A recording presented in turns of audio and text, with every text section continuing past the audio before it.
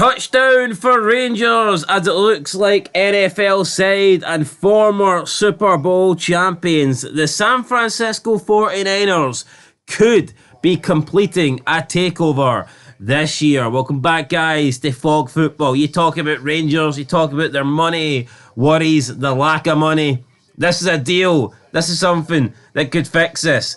Them having a takeover via the San Francisco 49ers. I see no negatives. Welcome back, my guys. I'm here. The Fog Football squad has been reunited. I am slightly concussed. I was celebrating a goal the other night. You might be able to guess what one it was. But, right, let's look at this. Completed by June. We're now currently in February. This is only good news for Rangers. We'll go into it. Basically, the debt will be paid by the Americans. The takeover here from San Francisco 49ers, all the debt that is owed to John Bennett will be paid to John Bennett. Now, Leeds are also in this consortium, however you want to call it. Now, there is a broad agreement. We're in advanced stages. We just seen a January transfer window with no money being spent. All we hear about is Rangers are skint. That could be a thing of the past. It could be a thing of the past. If this deal goes through. But at the same time, I'm not delusional, alright? Rangers aren't going to go and spend 400 million in the summer, right? That's not going to happen. But what I would like... No one's doing that. No, they're not doing that. Right, so of course Rangers ain't going to do it. Yeah, but I've seen people on Twitter turn around and say we're going to be spending tens of hundreds of millions, and it's like... you'd be breaking financial fair play. I'd be at the window, back in League Two, so I mean... I certainly don't want that to happen. Do you want it to happen, though? What about that game on Sunday, by the way? That was a belter game, wasn't it? No, it was shite. It was shite, apparently. Anyway, but... Fuck John Beaton. I don't think it's John Beaton's fault. See the penalty incident where he should have gave one for the push? That's VAR's fault. For all we know, VAR was asking John to look and he didn't bother. He just ignored him. Played deaf. Anyway. Maybe we'll hear the audio, but Parag Marafi, the Leeds United chairman and the force behind 49ers investments, the investment wing of the 49ers NFL franchise, is a key player in the prospective Rangers takeover. So let's look at Leeds, right? A couple of years ago, they returned after about 20 seasons, 15 seasons down in the lower end of... Well, I was going to say English football. I mean the Championship. I mean the second tier. Yeah, but I wouldn't say lower end. It's not the lower end, but for Leeds, they are. They should be in the top flight of English football. At the end of the day, they're a big club, right? I say big club. They're English. They're no bad, right? So they've been in the Championship for quite a while. Have Leeds United? It's not like it's worked out for them this takeover, but at the end of the day, Leeds United need to beat whoever's in front of them in the Championship, and then they also need to beat 20 teams in front of them in England. Rangers only got one.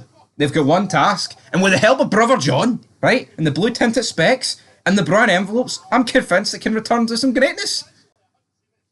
Is there any reason why your voice is completely fucking squeaked? It's gone, folks. I'll admit it. I'm more than happy. I mean, I am 2 steps away from a Chris Benoit.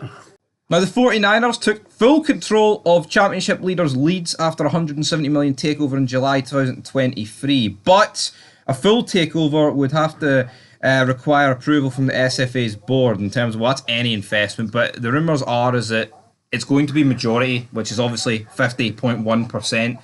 Dave King is apparently supportive of the takeover. Turns out the 49ers have a spare pound to spend.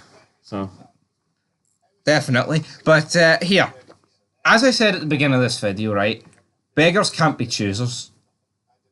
I feel like anybody willing to come in the Rangers Football Club in any form of financial takeover and wipe away whatever debt is owed the previous guys is a good thing.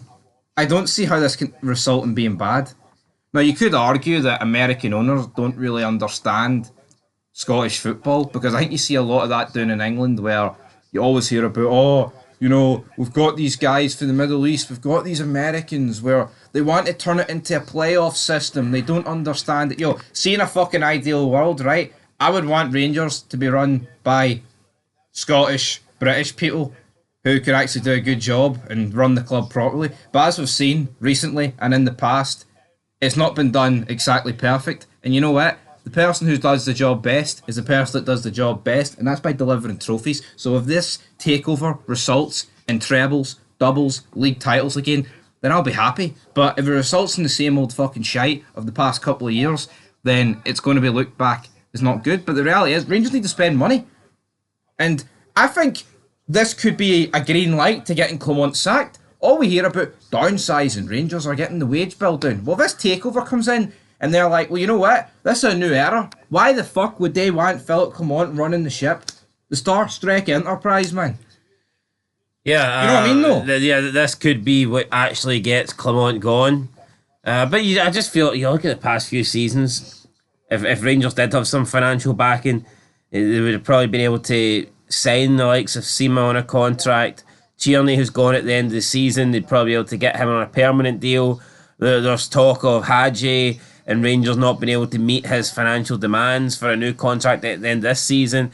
I think it's things like that would pretty much be, taken out of the equation if Rangers could get this deal across the line. So, yeah, look, they're not going to go out and spend millions, of course not, but it's going to give them some financial freedom. I mean, look at this last January transfer window. Rangers basically penny pinching. How bad a condition are Rangers in that they couldn't even afford to get the Lyle Cameron deal over the line? That's mental. Yeah. That they didn't have the money available just to say to Dundee, look, forget this, wait to the end of the season where we're going to have to probably pay compensation anyway. We'll just pay the money now. Yeah, like if you're like, say for example, this comes in and Rangers spend 10 million extra every season for like 5 seasons, the impact that's going to have is going to be massive.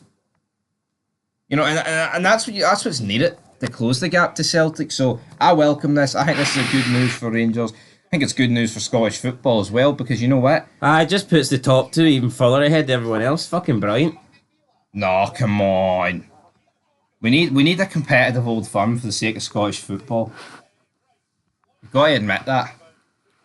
Rangers couldn't beat Hearts. Fucking Jambo Bear. Live up to the Bear part of your name and fucking accept it. Rangers couldn't beat Hearts fair and square, so I guess they need to go and get in $1 billion takeover. Well, see, as long as your wee team beats Celtic fair and square at some point in the Scottish Cup, I'll be fucking happy, alright? He's going to do that. He's going to step up to task.